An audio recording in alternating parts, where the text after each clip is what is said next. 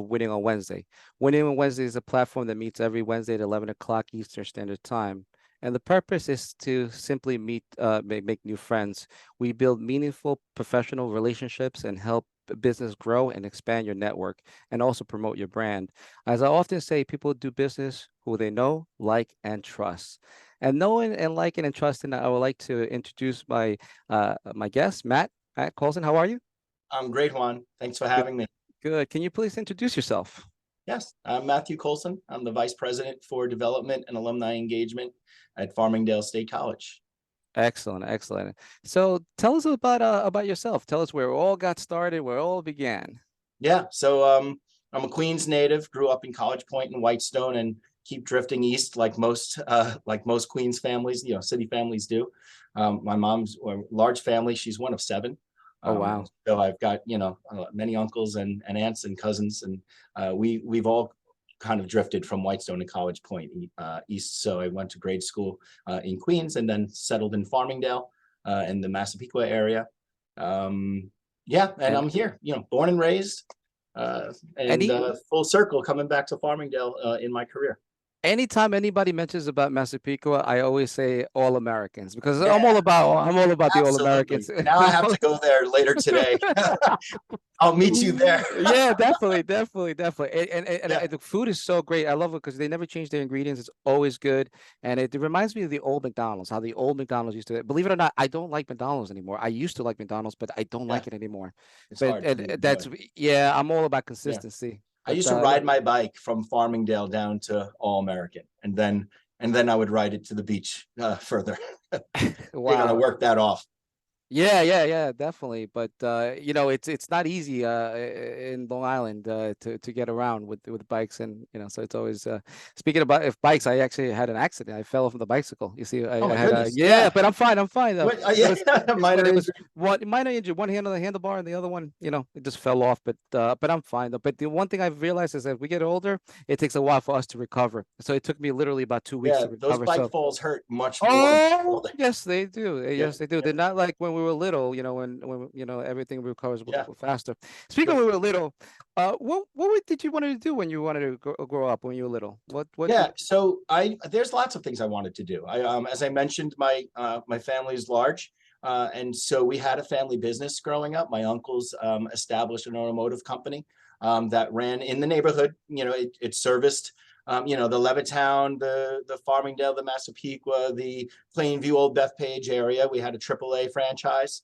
And a full service auto repair shop, as well as gas pumps for a good part of time. And so my uncles established that business, and it really was a true family business. Everyone who grew up in the family at one way or another interacted with the business. And so naturally at a younger stage, you kind of just think maybe you'll just grow into the business and keep the business, running and moving forward.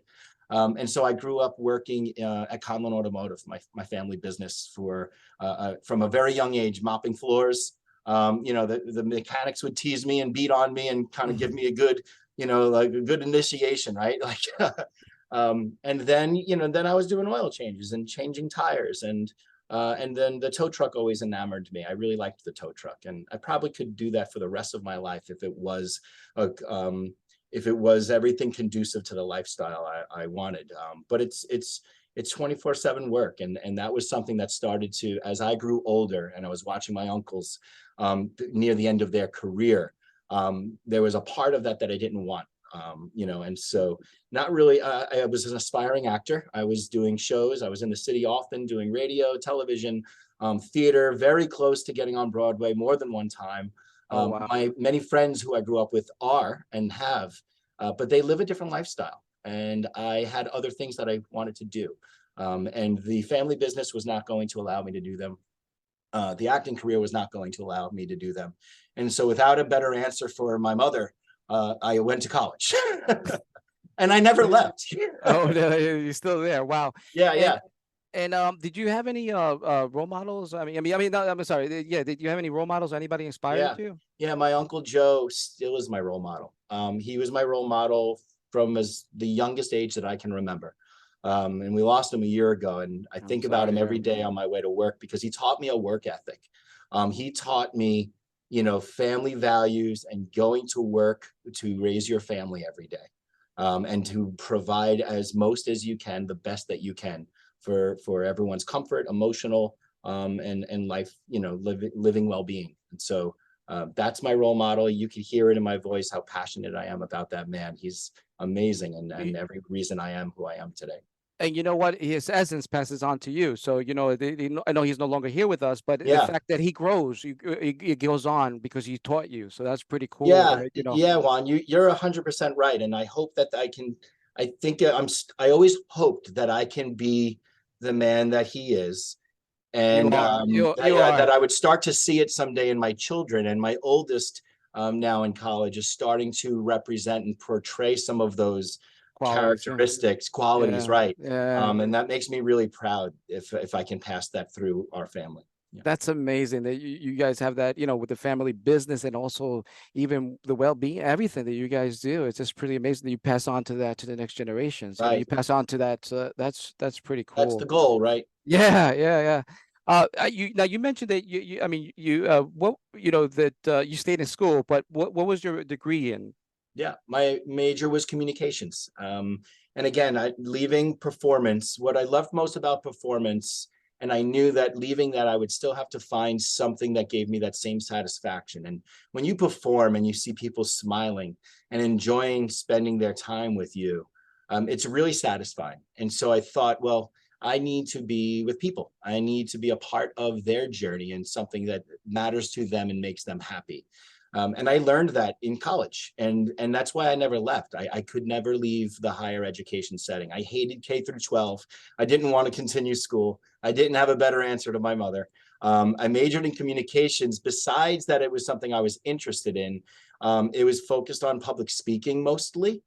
And so it didn't have your traditional thesis at the end when you had to graduate. And so that was a bonus. I didn't have to do senior year thesis. So I chose that major because I wasn't a strong writer. Oh, wow, wow. And uh, so what was your first job? Tell us about your first job when Yeah. you, yeah. Yeah. So that's the itch of higher ed, right? Not wanting to leave college, but it was time. My first job was an admissions counselor at Southampton College, out east, when it was still Long Island University. Great gem of a campus, and I really introduced me to a professional career path that I'm really grateful for. So, I've kind of done the tour a little bit on Long Island. I worked my way back west. Then I was at St. Joe's, where I was doing academic advising and some graduate admissions work, to where then I found myself in alumni work. No one grows up saying they want to do alumni relations and fundraising. You stumble into it. And that's where I think we'll talk later about some mentorship. A mentor, someone who I remembered when I was a student, had said, what you really should be doing is development work, because you like bringing people together and building community.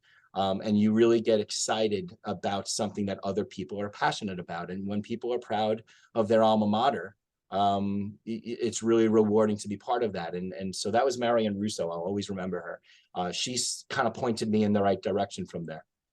Oh, wow. And the rest is history. Yeah, the rest is history. So I started in Queens and Farmingdale. I started working all the way out in Southampton, and my career path has brought me back home to Farmingdale. So it's kind of serendipitous. Wow. Um, at this point of the meeting, I like to just say that it's the golden moment time or the golden nugget time. Is there any piece of information you would like to share with us to be a better person? Any positive feedback? Anything to leave behind that Yeah, you say? I think we wonder too much what to do, and we don't call on our elder statesmen enough to ask them not what to do, but what they learned right along their way. And so we're talking about some mentorship.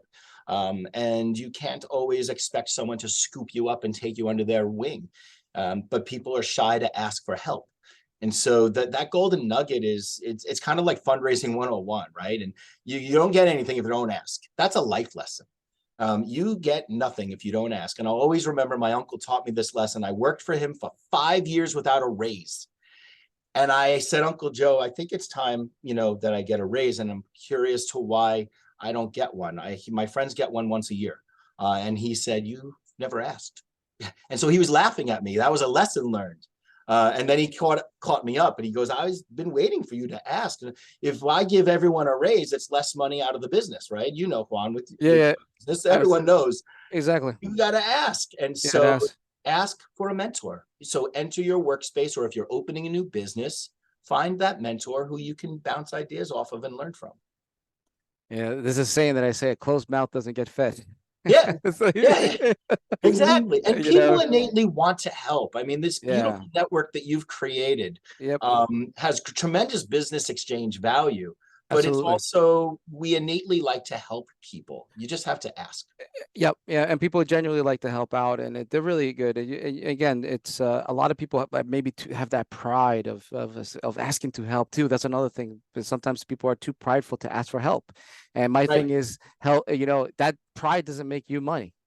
Right. So I would be right. So the lesson learned is, right, you could ask for help and be a little bit exposed that you don't know something, or you can make a tremendous mistake and be very exposed for a poor decision you made. Yeah. I'll choose admitting I just don't know something before I make a very costly business mistake. Absolutely. Um, Regarding networks or organizations, do you belong to any of organizations or networking groups? Yeah. So networking groups. So I believe networking is a behavior. I network every day, everywhere Yeah, I go. Stop and Shop line, Starbucks, LinkedIn, right? Of course, Juan and I are renegades on LinkedIn. That's where you and I met. that's right. So I don't know. I think the cocktail party, Juan, is right here. My phone, On right? your phone, right, This is the cocktail party. I don't need happy hour. I don't right, need happy hour. But I might go to the bar and network with whoever I bump into. right. But there are two organizations besides professional organizations in higher ed. I sit on the board for the Rose Brucia Educational Foundation. It's a stranger safety education program, founded, by a family who lost a child due to child abduction. And so raising a family myself and the friend of mine who leads that organization is near and dear to my heart. I recently joined as an associate director, the Long Island Business Development Council, which is a regional economic development, business-minded organization. And then really to answer your question, I'm a brother of Alpha Phi Delta, the national fraternity that actually has a chapter here on campus at Farmingdale. So it's kind of cool to get close and bump into the students who belong to that brotherhood. And that is a tremendous networking organization. As well.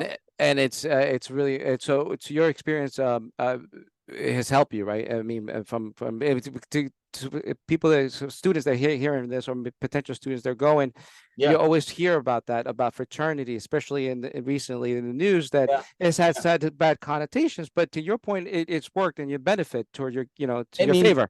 it was what I didn't realize when the woman Marion, who I mentioned, said, you'd be good at this job. You should go try alumni work. Um, I was the alumni liaison in my fraternity as a student. That was my introduction to what I didn't know would become my career Oh, right wow. later on. And talk about a network of what you can bump into a complete stranger, but you share that one thing in common. There's only two ways that works: a fraternity and your alma mater.